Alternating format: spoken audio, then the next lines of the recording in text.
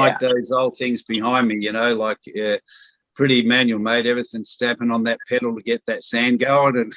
And well, we used to run the 930s up in the hills, as you would remember. Yeah. And they're Alcos, 4-stroke Alcos. They were 1,600 horsepower. And I think they weighed around 104 tons, something like that. Mm. But their power to weight ratio was fantastic. Like, they wouldn't slip hardly at all. Yeah. They would just go all the time, those things. They were amazing. Yeah, they're amazing, loco. There's none of them left anywhere, is there, now? No, there's Steam Ranger have got one down the Victor Harbour track, which does run. Oh. So they've still got one running. Oh, okay. and the museum at Port Adelaide have got 930 on display down there. Oh, cool. Oh, that's cool. Mm. So who was your favourite driver? Like again, we explained that you had regular mates, and sometimes it'd work out, and sometimes it didn't. But who was your favourite regular mate when you were a fireman, as we used to call trainee enginemen when they advanced? Probably the last regular driver I had in the South, I think, was George Kopp. Oh yeah. Gentleman George. Yes. Yeah, totally, mate. He was such a nice guy, hey? Yes. Yeah, he was. He's still going too, I believe. Oh, wow. Well, he must be up near 90 or by now, wouldn't he? He'd be certainly getting on, yes. Yeah, wow. I'm not sure exactly how old he'd be, but he'd certainly be getting on, yes. Yeah, I was with Mick Stankovic for a long time, and that was okay, and then it wasn't okay because we both had fiery tempers. So there was a big clash there at times. But I mean, he's a good guy. I like Mick. He was fantastic. But all I can remember is he was banging that pedestal on the 930s when something upset him, mate. It's like...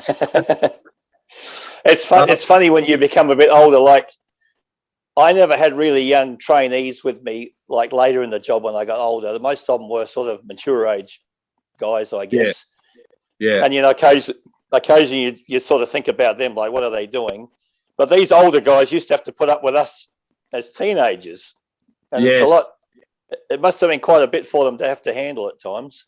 Oh, yeah, for sure. Absolutely, mate. Because, we were all pretty young and into cars and girls and things and, coming to work and trying to stay awake on night shift and all that sort of stuff. But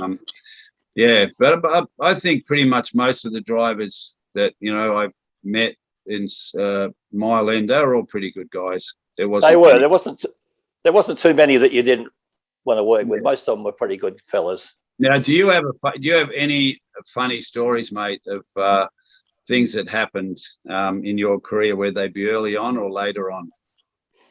I can remember one funny story. I was actually trying to think up things this morning in case you asked these questions. It was actually one of the jobs we worked, the Gander Tarcoola. And we went up. We used to work up on the Alice Springs freight. This is before the train went to Darwin, when it was still only going to Alice Springs. Yeah. So we worked the freight train up the night before, and we got to Tarcoola where we stayed. And the next night coming home on the GAN, the conductor was telling us about the trip up from Adelaide.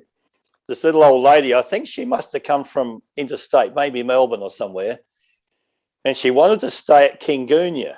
Now, Kingunya is a town where only one person lives now. It used to be on the main road to Alice Springs, and now it's been bypassed.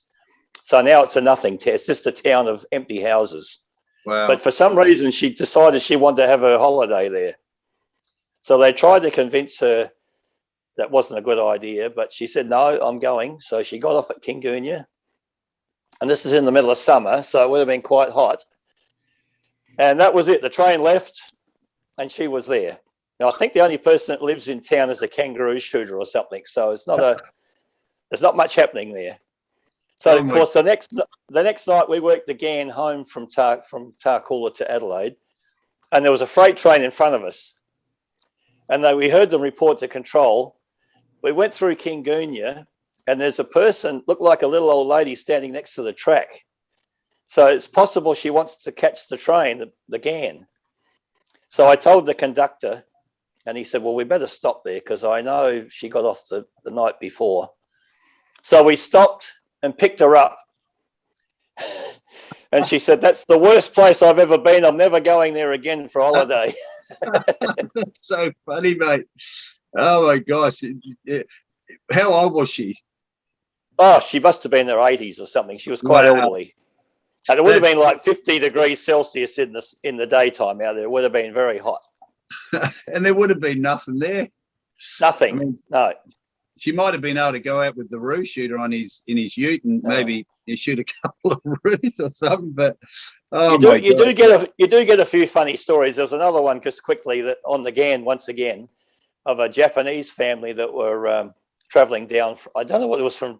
Probably just from Alice Springs, and they wanted to get off at Cadney Park, which is a siding before Tarcoola, so on the northern side of Tarcoola.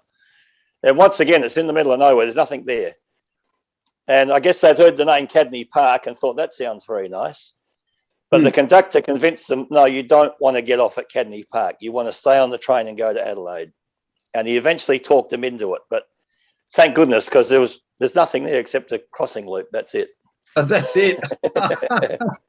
There's not even anyone living there. I don't believe there is. Well, not near there anyway. Oh, my God, that's hilarious. Yeah, yes. There is a book out somewhere. I can't remember the name of it that an old driver wrote from, I think it was from Melbourne, actually. Just there is really hilarious stories when you actually get guys sitting around, chatting about it. But I know, and dear old Percy Drummond, my judo coach, yes. Such a great guy.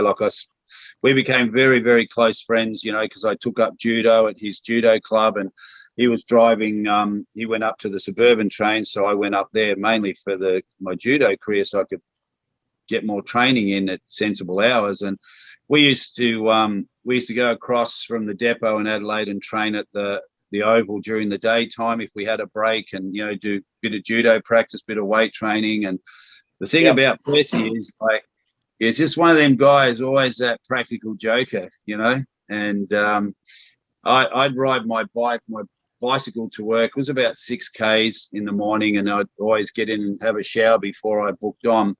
And oh my gosh, that guy, bucket of cold water straight over the top of the shower, right?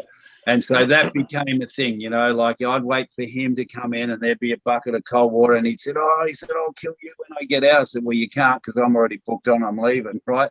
It's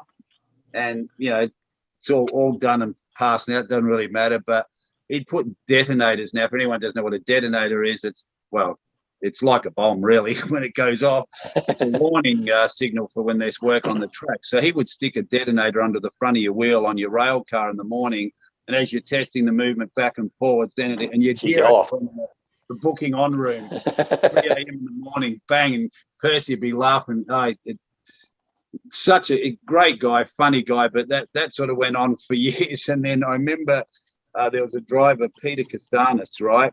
And he was trying to get back at Percy. And he was hiding downstairs at the railcar depot booking on room, and Percy was coming. And Peter jumped out and went boo, and Percy's reaction, he went bang, cracked him straight in the nose. I don't think he broke it, but it was pretty close. But yeah, I just great memories, mate. It is. All times. And now are you involved in the Historical Society at all?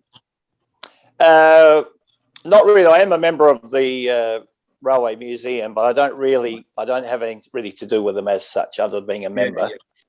But I have joined to the States, haven't you? And visited a lot of you done a bit of train traveling around the United States. I have, yes. You might notice I'm wearing my Southern Pacific shirt. Oh, there you go.